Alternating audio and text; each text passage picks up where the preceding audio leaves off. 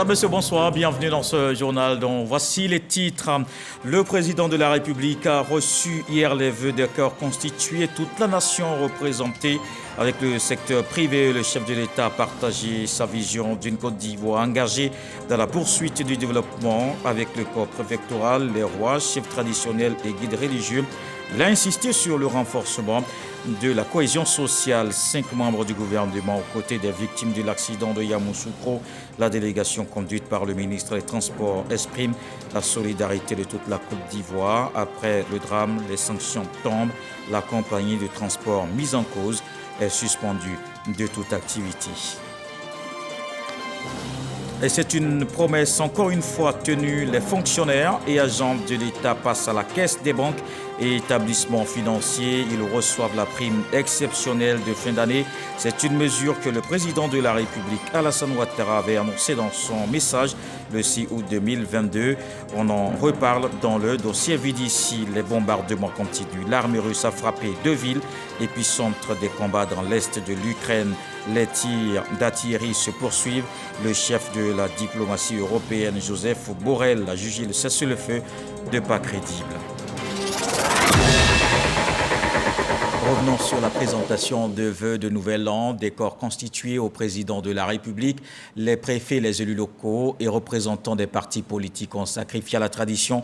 Ils ont invité le chef de l'État à poursuivre l'amélioration du quotidien des populations. Le reportage d'Awa Touré.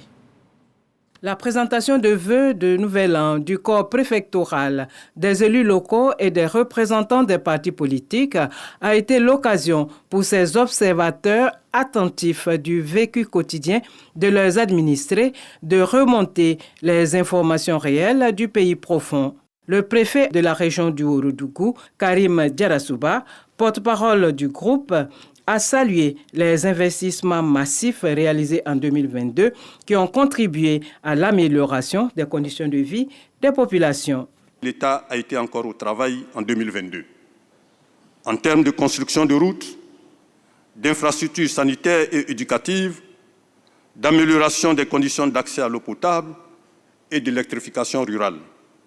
Et cela à travers des investissements directs ou transférés aux collectivités territoriales. Excellences, Monsieur le Président de la République, les populations sont très sensibles à ces investissements publics qui contribuent du reste à améliorer considérablement leurs conditions d'existence. Au demeurant, plus que jamais, elles ont définitivement compris que le développement social ne peut se faire et se poursuivre que dans un environnement de paix et de sécurité. Le chef de l'État, le président de la République Alassane Ouattara, a pour sa part félicité ces animateurs de l'administration territoriale pour le travail remarquable accompli en faveur des populations. Je voudrais saisir cette occasion pour saluer la capacité de résilience de nos concitoyens face à de nombreuses contingences qui nous sont imposées de l'extérieur. À cet égard, le programme social du gouvernement, piloté par le Premier ministre Patrick Achi, qui se trouve dans sa 2e phase, met le citoyen au cœur du développement et s'attache à son épanouissement en réduisant la pauvreté et les inégalités dans un contexte de croissance.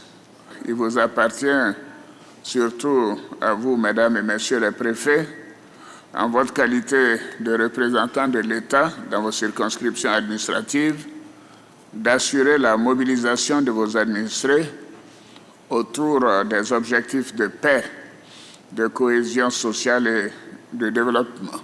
Mesdames et Messieurs, les crises que notre pays a traversées nous ont appris que la paix est véritablement un trésor et que sans paix, il ne peut y avoir de développement durable. C'est pourquoi je m'emploierai à développer les initiatives pour créer les conditions d'une paix durable pour notre pays. Le président de la République a par ailleurs invité les populations à s'approprier toutes les initiatives de développement tout en les rassurant sur la poursuite des projets de développement économique et social. Il a par la suite ajouté que 2023 sera une année importante pour Yamoussoukro. La capitale politique de la Côte d'Ivoire va accueillir en février la cérémonie de remise du prix Félix Houphouët-Boigny pour la recherche de la paix, un événement qui se tient habituellement à Paris. Les préfets, les élus locaux et représentants des partis politiques se prononcent au terme de la rencontre. Ils se réjouissent de ce cadre d'échange. Nous sommes dans la même dynamique, la dynamique donc, de développement de cette région. Donc, engager nos populations avec nous, ensemble, dans le développement de cette localité-là, en permettant à chacune et à chacun d'avoir une activité qui lui permet donc de gagner son autonomie financière, de sécuriser le territoire et de produire suffisamment pour l'ensemble des populations qui y vivent et pour le reste de la Côte d'Ivoire. C'est un honneur aussi pour nous les représentants du peuple de venir échanger avec son Excellence le Président de la République en ce début d'année. Nous avons écouté son message à la nation porteur d'espoir et c'est donc avec fierté que nous nous retrouvons avec lui à ces instants. J'ai senti une Côte d'Ivoire rayonnante, une Côte d'Ivoire qui aspire à aller de l'avant. J'ai senti le chef de l'État mettre les acteurs que nous sommes, les élus locaux, les préfets, les partis politiques, dans des conditions de paix, dans des conditions d'espérance pour une Côte d'Ivoire qui rayonne. On a eu le plaisir d'échanger tous nos vœux avec le président de la République qui a été attentif à nos doléances.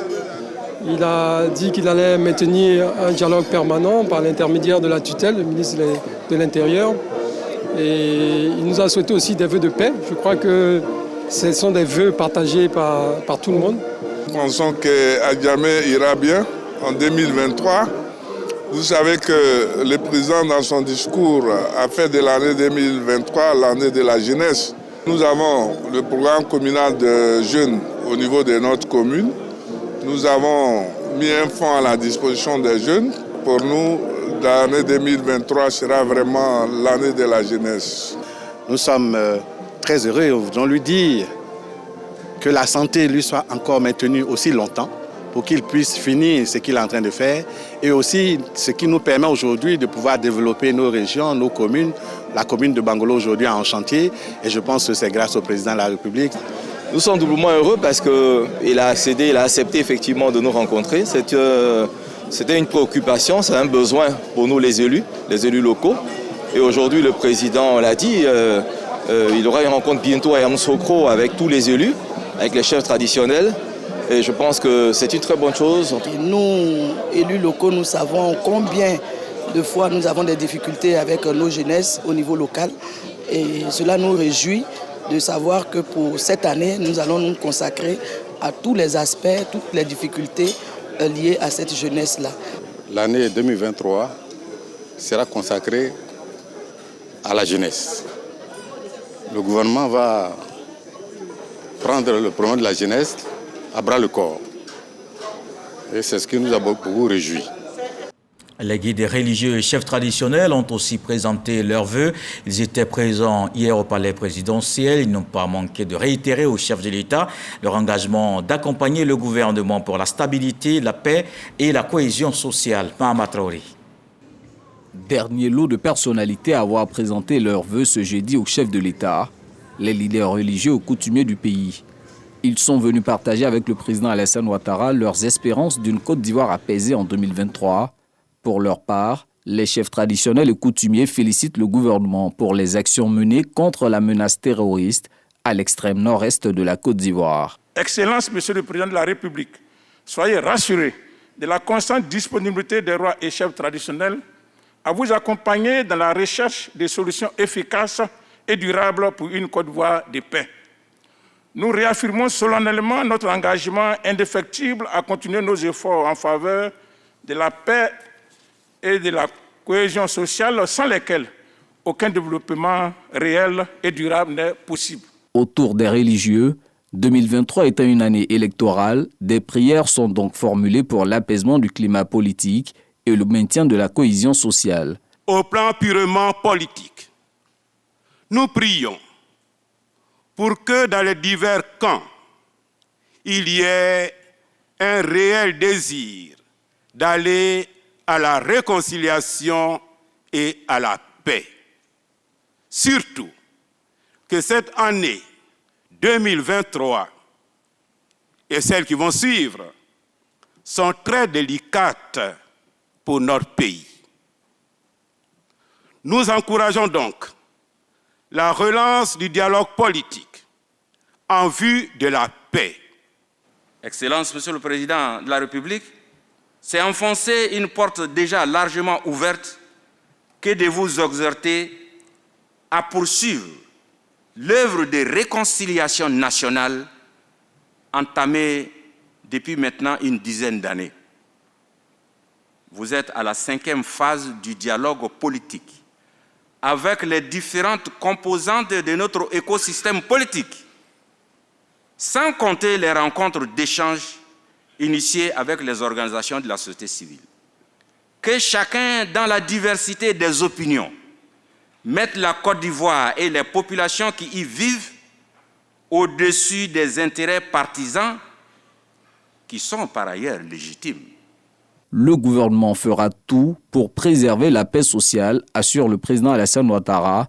Le chef de l'État engage les leaders religieux et gardiens des us et coutumes à s'impliquer davantage dans cette quête de paix. La réconciliation nationale est un processus qui requiert des actions permanentes de chacun de nous. C'est pourquoi je voudrais vous inviter également, chefs traditionnels garants de nos us et coutumes et guides religieux, à davantage d'engagement pour la sensibilisation des jeunes sur l'importance d'une cohésion sociale renforcée et la nécessité d'une paix durable. Vos sages conseils à l'endroit de nos populations, dans les lieux de culte et dans les villages, sont des leviers pour la concorde sociale et le raffermissement de la paix. Le président Alassane Ouattara a annoncé lors de cette cérémonie une grande rencontre avec les têtes couronnées dans le courant de l'année 2023. Elle se tiendra à Yamoussoukro. Les rois, chefs traditionnels et guides religieux réitèrent leur engagement à contribuer au renforcement de la cohésion sociale. On les entend au terme de la cérémonie. Vu ce que le président avait déjà abattu comme travail, comme développement, comme instauration de la paix dans ce pays-là, je pense que c'est un devoir pour chaque habitant de Côte d'Ivoire de prier pour ce cher président, pour tout ce qu'il fait, afin que Dieu le garde longtemps en vie avec nous, en pleine santé, pour qu'il puisse continuer à œuvrer pour le sort de notre cher Côte d'Ivoire que nous aimons tant. Mes vœux de 2023 au président de la République, que Dieu, le miséricordieux, lui accorde la santé, la force et les moyens nécessaires pour résister avec tout ce qu'il est en train de faire pour une Côte d'Ivoire stable, moderne et développée. Nous prions toujours le bon Dieu afin que Dieu soit avec lui. Parce qu'il a beaucoup d'idées, il a beaucoup de choses à faire en Côte d'Ivoire. Il veut travailler, il veut rendre la Côte d'Ivoire moderne pour que tout le monde sache que vraiment il travaille. Donc pour nous, en tant que guide religieux, notre soutien, c'est de prier pour lui. Vraiment, la paix est couchée à tous les Ivoiriens au jour d'aujourd'hui. Et par rapport à l'année précédente qui s'est bien passée, Inch'Allah, nous espérons que l'année suivante, on va bien suivre cela aussi. Nous sommes venus présenter les vœux les meilleurs pour notre président de la République. Nous demandons à Dieu d'accorder la paix dans le cœur de tout un chacun et que la main du Seigneur soit sur notre pays, la Côte d'Ivoire. Bonne, heureuse et sainte année à tous les habitants de ce pays. Nous vous aimons. Suivant tout ce que le président de la République est en train de faire, il n'y a que la joie seulement qui m'anime. Je suis heureux tout d'abord pour dire merci au président de la République pour la paix qu'il apporte en Côte d'Ivoire. Au nom de la reine, je veux dire merci au président de la République et dire merci aussi au Premier ministre et au vice-président de la République aussi, et à tous ceux qui sont chers au président de la République. Nous sommes venus souhaiter la bonne et heureuse année au président de la République pour qu'il ait le courage et la santé de faire afin de continuer l'œuvre qu'il a commencée. Comme on le dit au village, tant qu'on marche, on va pas arrêter de balancer les bras afin que tous les Ivoiriens convergent vers la paix, l'union, la cohésion sociale. Santé et cohésion pour qu'il y ait l'entente de tous les fils et filles de ce pays, parce que nous avons traversé des moments difficiles et je souhaite que cela ne revienne plus en Côte d'Ivoire et que chacun de nous joue sa partition d'apaisement et pour que le pays aille de l'avant.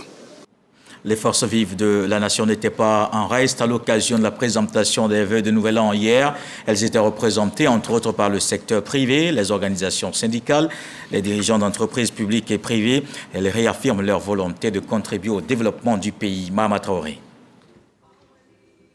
La société savante de l'ASCAD, les universités, les autorités de régulation, les chambres consulaires, les ordres professionnels, les PCA, directeurs généraux des entreprises publiques, parapubliques, le secteur privé, les forces syndicales et les mouvements de défense des droits de l'homme. En un mot, l'ensemble des forces vives de la nation. En leur nom, le tout nouveau patron du patronat ivoirien est désigné pour prendre la parole. Ahmed Cissé ne manque pas de relever les mesures prises par le gouvernement à l'effet de contenir les crises multiformes qui secouent le monde. Ces efforts s'étendent également au secteur privé qui se réjouit de l'intensification du dialogue avec l'État, de même que de l'amélioration continue du climat des affaires. Je voudrais particulièrement vous féliciter, Excellence, Monsieur le Président de la République, pour les actions de votre gouvernement en faveur des PME. En effet, l'avènement du guichet unique de développement des PME et l'ambitieux programme Pépite Côte d'Ivoire devraient contribuer à leur essor et à la vulgarisation de la culture entrepreneuriale dans notre pays. Le secteur privé, en soutien à vos efforts, s'engage à créer plus d'emplois décents pour les jeunes et les femmes, en vue de la réduction de la pauvreté dans notre pays. Il s'engage également à maintenir la paix sociale au sein des entreprises par la promotion d'un dialogue de qualité avec l'ensemble des partenaires sociaux et en particulier avec les centrales syndicales les plus représentatives. C'est dans cet esprit que nous avons travaillé à une augmentation du SMIC de 25%. Le passage du SMIC de 60 000 francs CFA à 75 000 francs CFA, un accès croissant des PME à la commande publique et la réduction des délais de paiement à 30 jours. Ces récentes décisions prouvent que le gouvernement reste attaché à sa vision de faire du secteur privé le moteur de l'économie. Notre ambition, comme vous le savez, est de poursuivre la promotion du secteur privé, qui est le socle de la croissance en Côte d'Ivoire, en raison de sa forte contribution à la création d'emplois et aux investissements dans notre pays. Ainsi, 75% des investissements de notre plan national de développement 2021-2025 sont attendus du secteur privé. Pour y parvenir, le gouvernement entend poursuivre les réformes majeures visant l'amélioration de l'environnement des affaires et un soutien plus accru aux PME.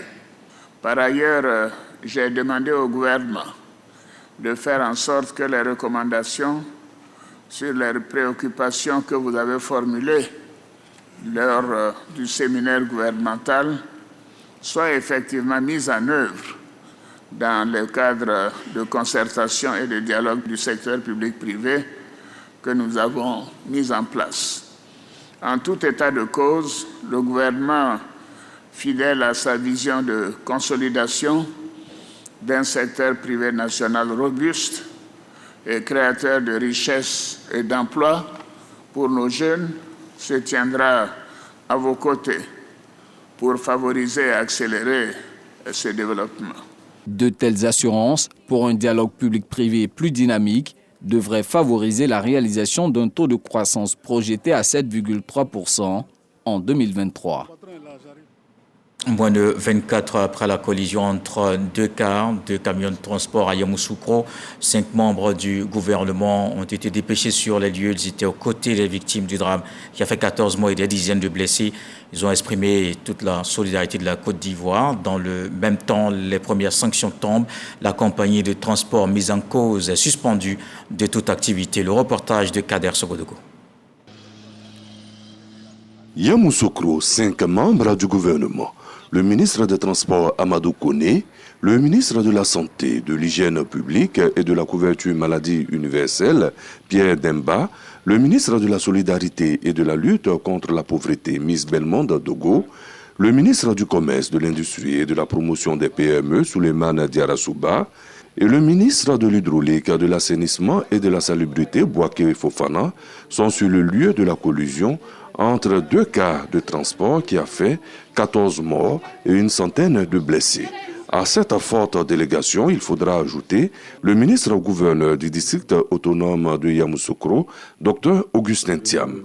Ils sont là pour apporter la compassion du gouvernement à toutes les victimes de cet accident qui a endeuillé la Côte d'Ivoire. Après une première rencontre à la préfecture de Yamoussoukro, direction le CHR pour s'imprégner de la prise en charge des blessés. Ceux de l'hôpital Moscati n'ont pas été oubliés. Dès l'annonce de l'accident, des dispositions ont été prises sur instruction du président de la République et du Premier ministre. Les équipements et les intrants stratégiques nécessaires pour la prise en charge ont été déployés et renforcés, que ce soit le sang, que ce soit donc les médicaments et les autres éléments. Et nous avons également donc, déployé l'ensemble du réseau. Alors, pour ceux qui ne savent pas, c'est que le CHR donc, de Yamoussoukro est en travaux pour réhabilitation et ne fonctionne que partiellement. Et dans le dispositif que nous avons mis en place, certains services sont délocalisés ici à l'hôpital Moscati. Et en plus donc, de ce centre, on dispose, comme pour prévenir donc, ces cas, d'un centre traumato, un traumato-center qui est à Toumoudi. En fait, c'est un centre qui a été aménagé pour les accidentés et qui a plus de capacité de prise en charge. Prise en charge totale des victimes. La solidarité gouvernementale reste de mise. Vous donnez l'assurance que le gouvernement sera à vos côtés. Le ministre de la Santé a joué parfaitement le rôle qui lui était dévolu pour la prise en charge des blessés via les différents centres. Nous avons vu des blessés en réanimation. Ça va certainement demander du temps. Nous allons nous demander de continuer comme vous l'avez fait aux premières heures pour que ces patients-là puissent retrouver la santé et rentrer chez eux. La mission gouvernementale va s'achever par une rencontre avec les transporteurs.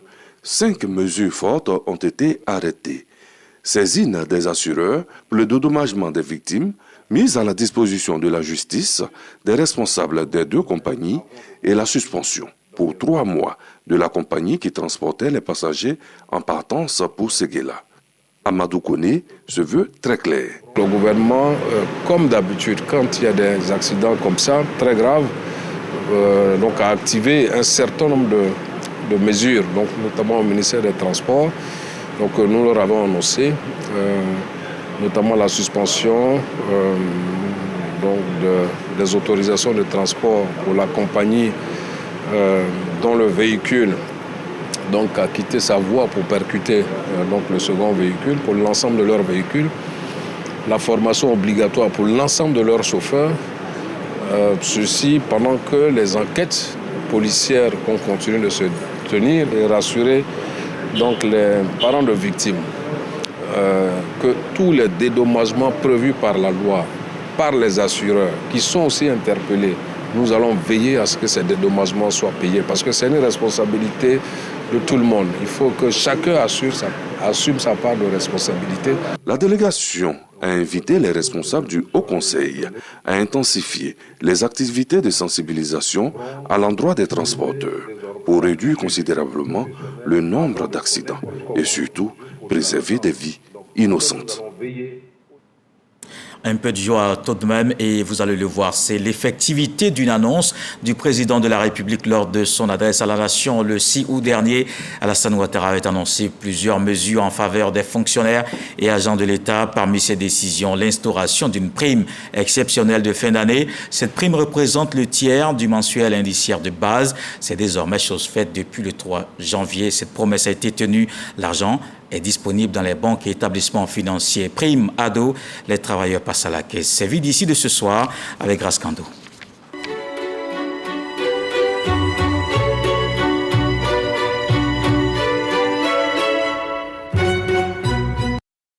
La nouvelle était très attendue en ces débuts d'année 2023. Dans son message à la nation, le président de la République l'a confirmé. Les fonctionnaires, y compris les forces de défense et de sécurité, auront droit à la prime ado. Comme promis, ces agents recevront dès la première semaine de janvier 2023 une prime exceptionnelle de fin d'année. C'est effectif depuis le mardi 3 janvier. Les virements ont été faits dans les banques. Parfait fait partie des 366 000 fonctionnaires et agents de l'État bénéficiaires de la prime exceptionnelle de fin d'année. Je viens de sortir de ma banque. Effectivement, la prime ado a été versée. Je viens de faire mon retrait. On dit merci au président de la République. On va compenser ça avec les factures antérieures qu'on n'avait pas encore réglées. On va faire nos approvisionnements en vivres et tout ça par rapport au mois de janvier qui est un peu compliqué. Comme parfait, depuis quelques jours, les fonctionnaires et agents de l'État perçoivent leurs dû dans les banques. À la cité administrative, les fonctionnaires ne cachent pas leur joie. Effectivement, nous avons reçu la prime du président de la République, une bouffée d'oxygène financière pour nous les fonctionnaires. Parce que, sincèrement, après les fêtes, ce n'est pas du tout facile. Et nous disons merci au président. Voilà, ça a été promis. Et cela a été reçu. Moi, j'ai reçu ma prime le 3 par le biais de mon gestionnaire qui m'a informé que le virement a été fait. Avant la prime, certains fonctionnaires allaient même encore s'endetter pour pouvoir terminer le mois de janvier, qui s'avérait un peu long. Mais aujourd'hui, nous pensons que c'est un appui nécessaire. Voilà, ça va nous permettre quand même d'éviter cela et puis rentrer en tout cas dans une très bonne année et terminer bien le mois de janvier. Pour la direction de la solde, ce sont plus de 29 milliards de francs CFA qui ont été décaissés par l'État de Côte d'Ivoire pour ce mois de janvier au profit des fonctionnaires et agents de l'État. À ce jour, on a en moyenne près de 90 000 francs par personne. Le montant maximum se situe autour de 383 000 qui concerne les fonctionnaires qui ont un salaire de base suffisamment élevé. Je voudrais rassurer l'ensemble des fonctionnaires que la prime a été payée sans aucune retenue. Pour d'éventuelles réclamations, les fonctionnaires sont invités à retirer leur bulletin de salaire. C'est d'inviter l'ensemble des fonctionnaires à l'effet de constater le travail qui a été fait, à consulter le site internet de la Direction générale du budget et des finances pour pouvoir tirer et examiner le bulletin qui sert de base au paiement de la prime exceptionnelle. Un dispositif en interne a été mis en place pour pouvoir gérer tout ce qu'il y a comme contentieux. Les organisations syndicales se prononcent aussi sur cette mesure du chef de l'État qui a pris effet. Les premiers mots qui nous habitent sont des mots de joie, certes, mais en même temps des mots de reconnaissance à l'endroit de son Excellence, Monsieur le Président de la République, qui effectivement a honoré une fois de plus cet engagement. Nous lui disons merci. En retour de ces efforts financiers de l'État, c'est d'appeler les fonctionnaires agents de l'État, l'ensemble des travailleurs de Côte d'Ivoire, à être très assidus au travail. Et au travail, à faire le travail avec zèle, à faire le travail correctement, bien fait, à être des travailleurs qui innovent dans leurs services, qui sont dynamiques. La rémunération est faite, donc en retour, il faut que nous rendions ce qu'on nous demande. Pour une administration moderne, nous sommes très conscientes du boulot que nous avons à faire. En plus de cette prime exceptionnelle, le gouvernement a mis en place d'autres dispositifs de protection en vue d'améliorer les conditions sociales des travailleurs. Nous notons entre autres la retraite complémentaire pour les fonctionnaires agents de l'État qui effectivement permettra aux fonctionnaires au 3e âge à la retraite de pouvoir voir leur pension bonifiée se consolider, être davantage meilleure que celle d'actuellement. La retraite complémentaire pour les travailleurs du secteur privé formel. Là encore, c'est d'appeler les 1 250 000 travailleurs du secteur formel à pouvoir aller souscrire à ce produit qui va effectivement accroître leur capacité, leur pouvoir d'achat au moment où ils seront donc au 3e âge. Et nous notons que son Excellence le Président de la République a fait un pas social très important à l'endroit des retraités. ils ont connu une revalorisation de leur pension. Des efforts financiers consentis certes par le chef de l'État, mais qui appellent aussi à plus d'engagement. C'est de faire preuve d'engagement pour le service public, de plus d'ardeur dans le service, en commençant déjà par l'accueil dans nos services. L'accueil est le premier point de contact entre l'usager et le service. Donc un accueil avec beaucoup d'empathie, mais aussi un engagement à rendre le service public de qualité aux citoyens, sans demander en retour des dessous de table. Il faut que le citoyen, quand il vient dans nos services publics, peu importe lequel, il doit se sentir en confiance, accueilli par des fonctionnaires, content d'être au travail et déterminé à rendre le service public aux citoyens. C'est vraiment cet appel qu'on voudrait encore une fois, à l'occasion du paiement de cette prime exceptionnelle de fin d'année, lancée à l'endroit des fonctionnaires et agents de l'État. Pour rappel, c'est le 6 août 2022, dans son message à la nation, que le président de la République, Alassane Ouattara, a annoncé plusieurs mesures en faveur des fonctionnaires et agents de l'État, dont la revalorisation de l'indemnité contributive au logement, la revalorisation de l'indemnité de transport et l'instauration d'une prime exceptionnelle de fin d'année. Prime ado, les travailleurs passent à la caisse, comme vous l'avez vu. C'était Védici de ce soir. Avec Grâce Kando, le gouvernement pense aussi à la formation des cadres compétents au service du pays. 33 enseignants des centres de formation professionnelle vont bientôt se former en France. Le ministère de l'Enseignement technique veut renforcer leurs capacités pour la mise en œuvre de l'école de la deuxième chance. La mise en route de ces formateurs a eu lieu à l'ambassade de France. Issa Tionayo. 33 enseignants de l'hôtellerie, de la boulangerie et de la pâtisserie bénéficieront d'une formation des formateurs à Dijon et à Paris, en France. Ce renforcement des capacités de 3 semaines concerne la culinaire, la cuisine, la pâtisserie, la boulangerie, le métier de l'accueil, l'art de la table et de l'hébergement. C'est l'initiative prise pour nous permettre d'aller renforcer nos capacités afin de revenir au pays pour pouvoir dispenser les cours convenablement. Il s'agit d'aller acquérir d'autres connaissances. Je ne peux qu'être heureux. Pour le ministre Kofi Nguessan, ce renforcement des capacités vise à aider la jeunesse à se perfectionner et à trouver un emploi. Ces formateurs vont renforcer leurs connaissances à Ferrandi, qui est notre école partenaire. Et à l'issue de 3 semaines, ils reviendront pour reprendre leur poste dans différentes écoles, mais avec beaucoup plus d'assurance sur les capacités et pour délivrer leur formation aux jeunes apprenants. À leur retour, ils vont aussi nous appuyer dans le cadre de l'école de la deuxième chance, c'est-à-dire former, suite des périodes relativement courtes, des jeunes Ivoiriens qui seront destinés à intégrer le marché du travail très rapidement.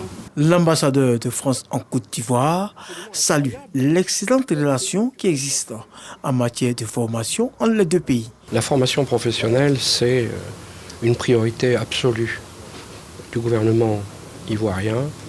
La jeunesse, c'est une priorité absolue du gouvernement ivoirien. Ça a été dit par le président Ouattara lors de sa présentation des vœux le 31 décembre. Eh bien, parce que ce sont les priorités de la Côte d'Ivoire, alors ce sont nos priorités. Et parce qu'elles ce sont les priorités ivoiriennes, nous les soutenons. Ces 33 enseignants ivoiriens seront formés du 6 au 29 janvier 2023 en France. Le 21e congrès de l'AMC vient de prendre fin. L'association des élèves et étudiants musulmans fait le point et envisage les perspectives. Une occasion également pour le renouvellement des instances. Cette rencontre a permis de sensibiliser la jeunesse musulmane sur les valeurs de paix, de cohésion et la non-violence. Konepa Gassoro de Madongi. Mamadou Diallo est le nouvel amir président de l'association des élèves et étudiants musulmans de Côte d'Ivoire, AEMC. Il a été désigné par délégué et membre de cette association islamique. C'était à l'occasion du 21e congrès tenu à l'INJS, Institut national de la jeunesse et des sports de Marcory. Relever ce défi, c'est de marcher, n'est-ce pas, sur les traces de mon prédécesseur. Enfin, il y a déjà une stratégie qui a été déployée, c'est de suivre. Il y a les résolutions du congrès qu'on doit appliquer pour atteindre l'objectif. Le nouvel locataire de la présidence de l'AMC peut compter sur le soutien de son prédécesseur qui lui passe le flambeau après 2 ans passés à la tête de l'association. C'est un bosseur, comme tous les membres du comité exécutif passé. Donc nous retenons de lui un frère engagé pour l'AMC, un frère engagé pour la communauté musulmane en Côte d'Ivoire. Le congrès ordinaire, cette instance suprême de l'AMC, une occasion de réviser les textes de l'association, les statuts et règlements intérieurs. Nous avons ajouté au secrétariat national chargé des affaires sociales à l'aspect environnemental. Donc désormais, le volet environnemental est pris en compte dans les textes et statuts règlements de l'AMC. Cet événement religieux a réuni plus de 2000 militants venus des différentes communes du district d'Abidjan et villes de l'intérieur. C'est ma toute première fois de participer à un congrès de l'AMC. En tout cas, j'ai vraiment aimé, car c'est au congrès qu'on nous donne l'occasion de s'exprimer sur les différents textes. Tenons que le congrès a été d'abord une réussite, parce que nous avons eu à débattre sur des points qui concernaient l'actualisation de certains de nos tests. Et cela nous a permis d'avoir des résultats concrets. Et ces résultats-là nous seront bénéfiques puisque la majorité était d'accord. Et nous avons vu que cela va apporter réellement des changements dans l'organigramme de l'AEMC. Le 21e congrès de l'Association des élèves et étudiants musulmans de Côte d'Ivoire, AEMC, s'est tenu sur 3 jours. Motion spéciale, motion d'hommage, motion de remerciement aux autorités du pays et motion d'appel pour des élections locales apaisées cette année. Des temps forts qui ont également meublé ce 21e congrès de l'AMC. Dans l'actualité politique, allons dans le Lot-d'Ivoire. Le ministre Amédée Kouakou échange avec les chefs traditionnels de la région. Ils apportent leur soutien à sa candidature régionale. Il appelle à prôner la cohésion pour le développement de toutes ces localités. Sidonie Davila.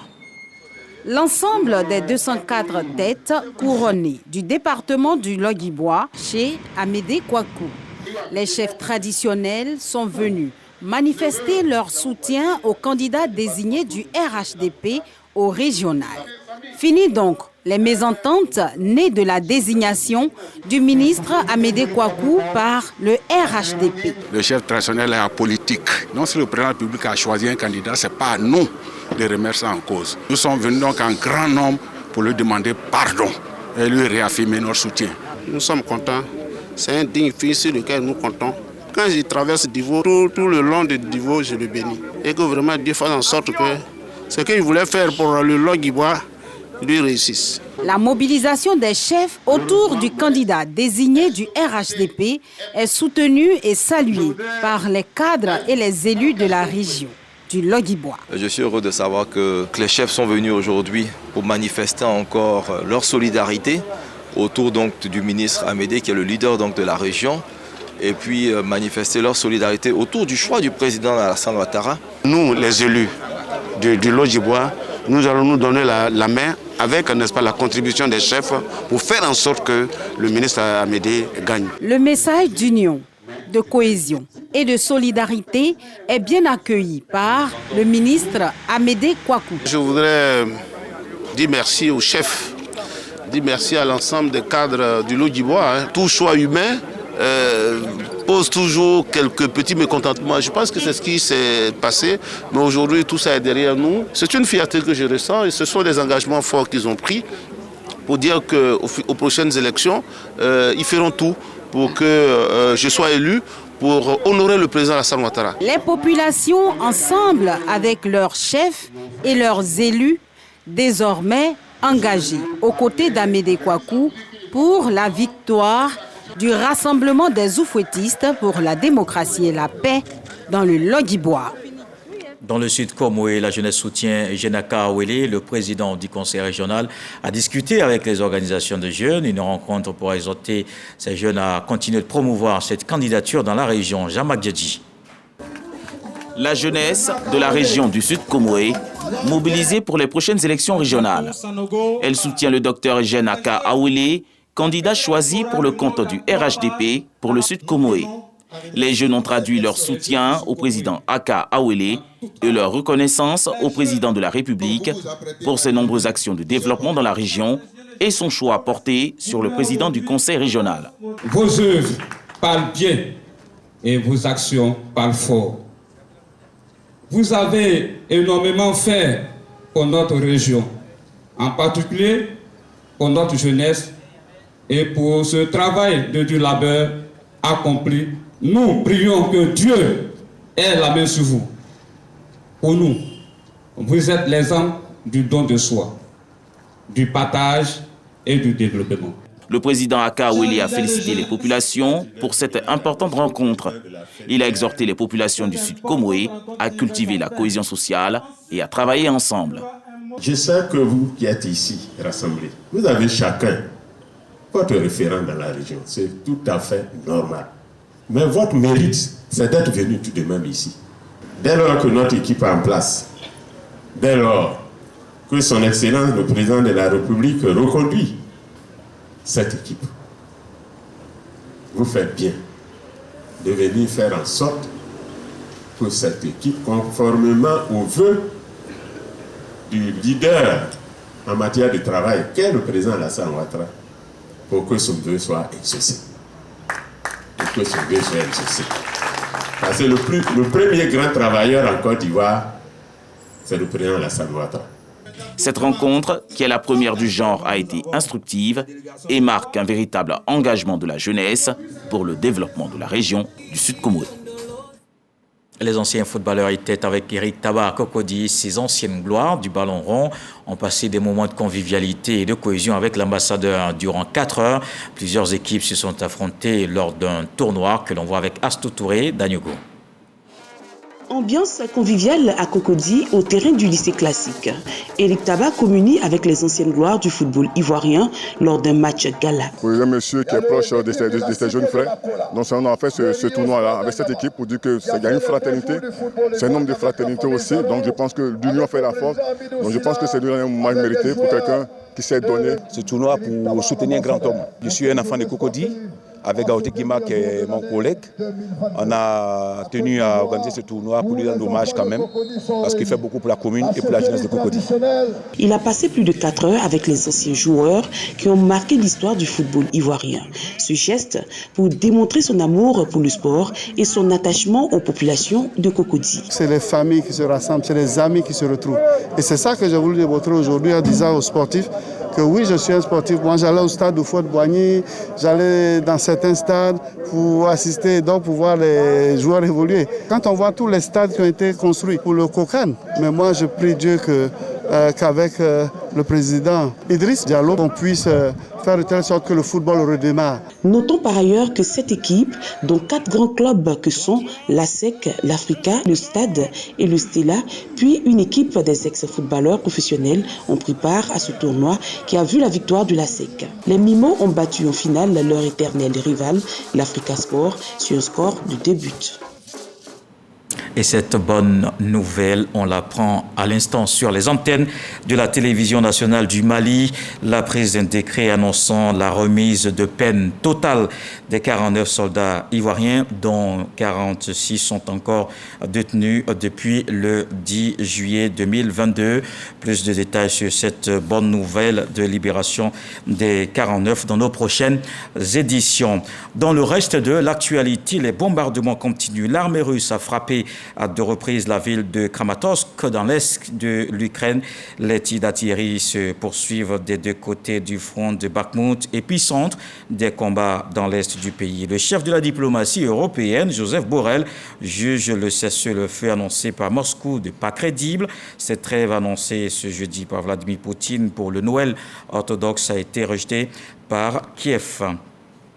Voilà qui met un terme à ce journal. Merci de l'avoir suivi. Retour de l'actualité 23h. Ce soir, le sage nous apprend que ce que tu donnes aux autres, tu le donnes à toi-même. Dieu le voulant, on se retrouve demain.